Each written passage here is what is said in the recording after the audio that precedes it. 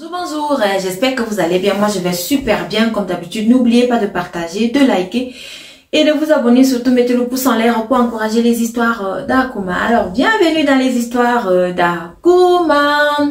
À travers nos histoires, nous donnons des leçons. Alors, aujourd'hui, on va parler de l'histoire de Leslie.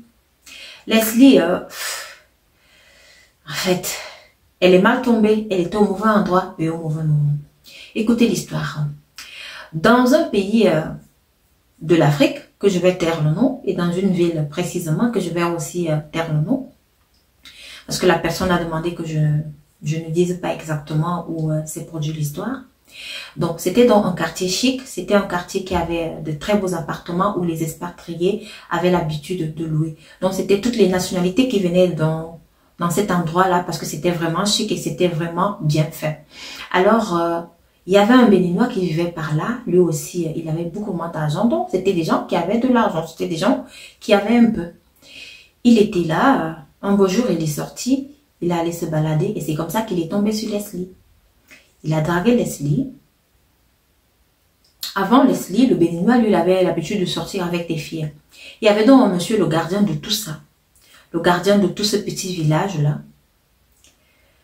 qui avait l'habitude de toujours voir ce Béninois entrer avec des femmes, sortir avec des femmes. Donc, lui, il ne faisait que son rôle de gardien, parce que c'était ça son rôle, parce que c'était ça son travail.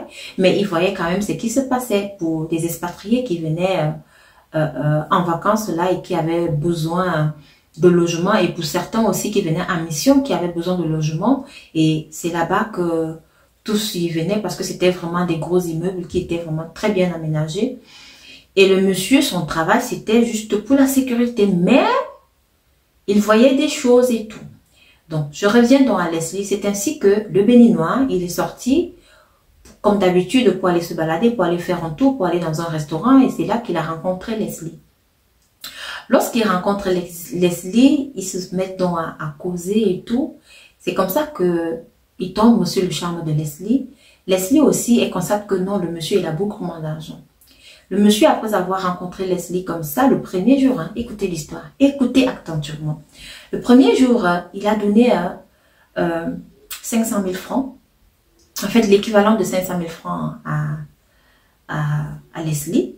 Elle était tellement contente, il s'est dit, mais comment, je rencontre un monsieur pour la première. Le monsieur lui dit que non, mais ça c'est rien, c'est juste pour ton taxi, peut-être faut prendre un dépôt pour te laisser chez toi et tout, et peut-être avec l'autre, tu pourras t'acheter ce que tu veux. Leslie était tellement contente et s'est dit que ouais, je suis tombée sur quelqu'un qui est bien. Et puis le lendemain, c'est Leslie qui appelle le monsieur. Elle cause avec le monsieur et tout. Le surlendemain, c'est le monsieur qui l'appelle. C'est comme ça qu'ils ont commencé à flirter dans le téléphone. Alors, ils ont commencé à sortir ensemble. Ils étaient dans des restaurants, ils étaient dans des boîtes de nuit et tout. Ils passaient des nuits ensemble. C'était comme ça, ainsi de suite, ainsi de suite. Le monsieur, le Béninois, il avait dit à Leslie que non, il était là pour 1 an. Dans ce pays-là, pour sa mission, il avait une mission à faire. Leslie s'est dit, waouh, je suis tombée sur quelqu'un. Le Béninois lui a dit que non, lui n'est pas marié, il n'a pas d'enfant. Il n'est pas encore prêt pour ça. Leslie, donc, elle voit le monsieur et s'est dit, waouh, il est jeune, il a beaucoup d'argent. Peut-être que si je tombe enceinte de lui, il va m'épouser. Voilà, ça c'était des pensées de Leslie. Des pensées que beaucoup de filles aussi aujourd'hui dans ce genre de situation peuvent avoir. On ne juge personne. Ça peut arriver qu'on ait ce genre de pensée parce que il y en a certaines qui aspirent vraiment au mariage, quoi.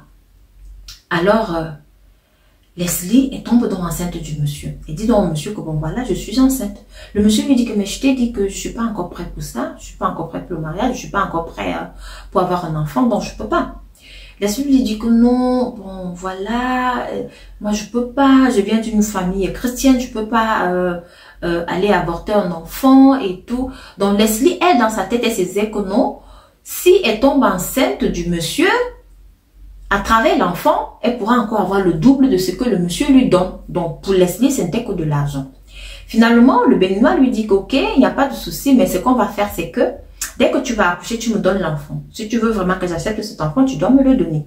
Leslie qui lui dit qu'il n'y a pas de souci. C'est ainsi que le Béninois donc dit à Leslie qu'ok, je vais louer ton appartement. Il a loué l'appartement de Leslie. Il demande à Leslie que bon, qu'est-ce que tu veux faire quoi d'autre parce qu'apparemment tu ne fais rien. Leslie lui dit que non, elle veut offrir un restaurant. Le monsieur, il a donné jusqu'à 50 000 euros. 50 000 euros. Écoutez l'histoire, attentivement. Toutes les histoires qui sont racontées ici sont hyper vraies. Il a donné 50 000 euros à Leslie pour qu'elle ouvre son restaurant. Elle-même, elle est partie. Vous savez que dans nos pays africains, parfois les terrains à certains endroits sont moins chers. Elle a bien choisi son endroit. Elle a acheté son terrain là. Et c'est là où elle a construit. Donc, elle a bien réfléchi aussi. Elle s'est dit que non, j'achète le terrain, je construis mon petit restaurant là-dessus et tout. Et elle a même fait une chambre à côté au cas où elle finit tard, elle peut directement dormir là à côté et tout. Elle a fini, elle a ouvert son restaurant, elle était belle, elle était bien, elle était enceinte, la grossesse évoluait bien, son béninois lui donnait beaucoup d'argent, elle n'avait pas de soucis. Pendant tout ce temps, il fallait entretenir la grossesse, donc elle avait toujours les rapports avec son béninois et tout. Alors le jour J arriva, Leslie, donc, elle a accouché, tout s'est bien passé dans de très bonnes conditions.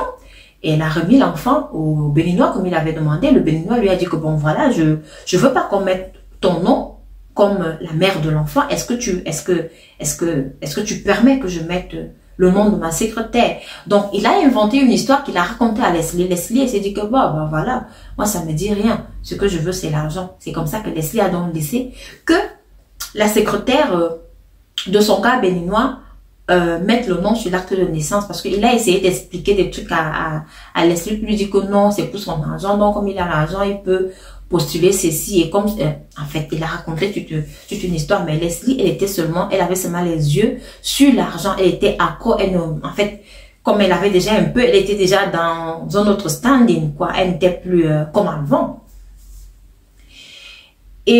Mais la condition qu'elle avait posée au Béninois, c'est que bon, de temps en temps, il peut voir son enfant. Il dit, mais il n'y a pas de souci, c'est ton enfant. Ce que je veux juste faire, ce sont des papiers, ce sont juste des papiers pour pouvoir présenter là où je fais mes business et tout.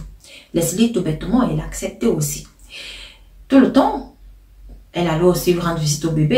Et puis bon, de temps en temps, mais elle a commencé à avoir la distance avec l'enfant, donc elle n'allait plus trop. Elle était occupée avec son restaurant, elle était occupée avec son béninois, tout le temps avec son béninois. Les 1 an là se sont donc écoulés comme ça, 1 an et demi. Le béninois dit que bon, franchement, bon voilà, il faut que je rentre dans mon pays natal, je vais rentrer. Mais je vais revenir parce que toi et moi, on a un enfant, donc je peux pas te laisser comme ça. Et puis, j'ai une relation avec toi. Donc, je rentre d'abord et puis je vais revenir, c'est tout. On reste en contact. Il a encore pris 50 000 $. Il a donné à Leslie que bon, voilà, pour le temps que je ne serai pas là, tu peux t'entretenir avec tout ça. Il est parti et il est parti avec l'enfant. Entre-temps, la famille de Leslie demande à Leslie que, mais où est l'enfant? Leslie n'arrive pas à dire où est l'enfant. Elle était tellement harcelée par sa famille, là, parce que sa famille voulait déjà porter plainte à Leslie en disant que, mais attention, peut-être que tu as même fait quelque chose à cet enfant, là, tu ne veux pas nous dire. C'est ainsi que Leslie a dit, du coup, non, mais c'est que j'ai donné l'enfant à son père. C'est son père, sa famille était vraiment sidérée, comme, mais comment tu peux donner l'enfant à ton père, même si tu n'as pas le temps, tu peux quand même venir laisser l'enfant dans la famille. Leslie qui dit à sa famille que, ben, vous savez, au départ, vous n'étiez pas tellement d'accord avec la grossesse, donc j'ai trouvé mieux. Avec quelqu'un qui avait accepté la grossesse, en fait, j'ai trouvé mieux de donner l'enfant à son père. Il est allé au Bénin, donc il va revenir. Donc, c'est pas comme si je n'allais plus jamais voir mon enfant. Donc, c'est ça. Mais Leslie n'a pas dit à sa famille que, bon, voilà, les noms sur les documents de l'enfant, ce n'est pas son nom qui est là-dessus. Plutôt le nom de la secrétaire de son béninois. Alors, le monsieur, il est parti, comme je disais tout à l'heure, il est parti au Bénin. Et quand Leslie est donc restée, quelques semaines plus tard, Leslie a commencé à se sentir très mal. Elle avait mal au bas-ventre. Et après, elle a remarqué qu'elle avait des blessures au niveau de son appareil génital. Et ça n'allait plus. Leslie a commencé à maigrir. Elle était tout le temps à l'hôpital. À l'hôpital, on essaie un peu de soigner les infections. On dit que non, elle a des infections. Elle a des infections. Leslie, franchement, ça n'allait plus. À un moment donné, elle a fermé son restaurant parce qu'elle n'en pouvait plus. Premièrement, elle a d'abord mis quelqu'un là-bas pour essayer de gérer le restaurant, mais ça ne marchait pas. Elle avait toujours la tête là-bas en disant que non, elle veut gérer son restaurant. Finalement, un membre de la famille lui a dit que comme ça, tu peux pas gérer parce que là, tu es malade, il faut trouver une solution. Leslie a donc dit qu'il n'y a pas de souci, je vais fermer. Dans tous les cas, le restaurant, il est dans mon terrain. C'est ma maison, c'est moi qui l'ai construit, donc ça reste là. C'est ainsi que Leslie, alors, elle est rentrée dans sa famille pour qu'on s'occupe d'elle parce qu'elle n'avait plus assez de force, elle était seule, elle n'en pouvait plus, elle était malade, elle ne faisait que maigrir et puis elle a commencé à avoir des blessures encore qui s'empiraient, les blessures qui s'empiraient encore dans son appareil génital, c'était infection sur infection. Leslie, elle ne savait plus quoi faire et puis à un moment, Leslie, elle a commencé à saigner, donc Leslie passait du 1er au 31 elle avait les serviettes hygiéniques. C'était du sang qui coulait, c'était du sang qui coulait. Mais les parents de Leslie posaient la question à Leslie, mais qu'est-ce qui se passe? Leslie, dis-nous. Parce que ta maladie, là, elle commence à être bizarre. Il faut nous dire, il faut nous raconter ce que tu as. Il faut nous dire ce qui se passe parce qu'on ne comprend pas. On ne comprend pas. À l'hôpital, on t'a donné tous les antibiotiques, mais tu es toujours malade. Tu maigris tous les jours. Tu saignes. Il faut nous dire. Et Leslie, c'est là où elle dit à sa famille que tout le temps, elle voit son enfant qui vient lui poser la question de savoir pourquoi tu me fais ça, pourquoi tu m'as fait ça, pourquoi tu m'as laissé, pourquoi tu me fais ça. Donc elle se dit chaque fois qu'elle dort, elle voit son enfant, elle entend la voix de son enfant. Sa famille lui pose donc la question que, mais tu entends la voix de ton enfant, ça veut dire quoi? Mais ton gars béninois là, il est où? Leslie qui dit que non, depuis, elle n'est plus en contact avec lui. Le gars, il est parti, il a pris ses choses. Donc après là, lorsqu'elle avait encore essayé d'appeler son gars béninois, le numéro ne passait plus, tout ne passait plus, elle n'avait plus aucun contact. Tous les numéros qu'elle avait, que son gars lui avait donné, ne passaient plus. Rien d'autre. Elle n'avait aucune information. Elle ne savait même pas dans quelle ville le monsieur vivait. Elle ne savait même pas et tout. Elle avait un nom, le nom du monsieur. Elle tape sur Google, mais ce sont en fait, les noms d'autres personnes avec le visage d'une autre personne. C'est pas le visage qu'elle connaît. Donc, Leslie est donc en train de mourir comme ça. Finalement, sa famille n'en pouvait plus. Toutes les économies que Leslie avait et tout l'argent qu'elle a, elle a dit, bon voilà, le dernier argent que le monsieur m'avait donné, 50 000 euros. Sa famille lui a dit qu'on va seulement aller à l'hôpital avec parce que ce n'est que ce qu'il y a lieu de faire. Parce que dans ton état là, Leslie est comme ça. Elle a maigri. Elle regrette amèrement aujourd'hui. Parce que tout son Jessica en bas, imaginez en bas là, elle marche avec les jambes écartées, c'est foutu. Il y a des blessures, c'est foutu, il y a le sang qui coule. Donc on ne sait pas exactement ce que son ami béninois lui a fait dans son Jessica. C'est affreux, c'est atroce, on ne sait pas ce qu'il a pratiqué. Leslie n'a aucune nouvelle de son ami béninois, de son enfant, et elle ne sait plus quoi faire. Voilà donc l'histoire de Leslie. Je vous dis tout le temps, même si vous sortez avec quelqu'un, même si vous avez des rapports intimes avec cette personne, ne faites jamais confiance. On s'en fout si vous avez des rapports intimes avec cette personne-là. Ne faites jamais confiance parce que la confiance, elle s'en fout de ça. Même à votre propre orteil, ne faites jamais confiance. Et puis les filles qui adorent l'argent. Leslie, elle s'est dit qu'en tombant enceinte de son béninois, il allait plus lui donner l'argent. Oui, ça a été ça. Le monsieur lui donnait de l'argent. Le monsieur lui couvrait de tout. Mais qu'est-ce qu'elle a donc payé? Elle a payé. Qu'est-ce qu'elle a payé dans tout ça? Qu'est-ce qu'elle a reçu de tout ça? Ce n'est que le malheur. C'est le gardien qui gardait cette maison-là, qui gardait là où il y avait ses appartements chics là. C'est lui qui raconte parce qu'il voyait souvent Leslie venir là-bas et il avait vu là où Leslie avait construit, pas très loin, dont elle avait un restaurant, donc tout le monde parlait d'elle. Et elle aussi, elle connaissait le gardien. Et c'est cette histoire-là a donc été racontée par le gardien et qui sait actuellement que Leslie, elle est clouée à l'hôpital, elle est là. Les parents attendent seulement qu'elle lance son dernier soupir parce que actuellement elle est méconnaissable, elle a maigri. Elle a maigri. Imaginez-vous, elle a maigri puisque elle ne mange pas. Elle a maigri. On se pose la question de savoir qu'est-ce qui a pu se passer avec Leslie. Qu'est-ce qui s'est passé? Qu'est-ce que son gars lui a fait? On ne sait pas exactement. Personne ne sait. Leslie elle-même, elle ne sait pas. Mais tout le monde qui passe à l'hôpital, même les pasteurs, ils ont appelé, ils ont fait des prières, mais ils ont dit à Leslie que c'est trop tard. C'est trop tard. C'était une main satanique et c'est trop tard. Voilà donc l'histoire de Leslie. Faut pas aimer l'argent, hein. C'est vrai, nous tous là on aime l'argent, mais pas le genre là. Hein. Faut travailler dur. Faut aimer son argent qu'on a travaillé dur là. C'est l'argent là qu'il faut aimer.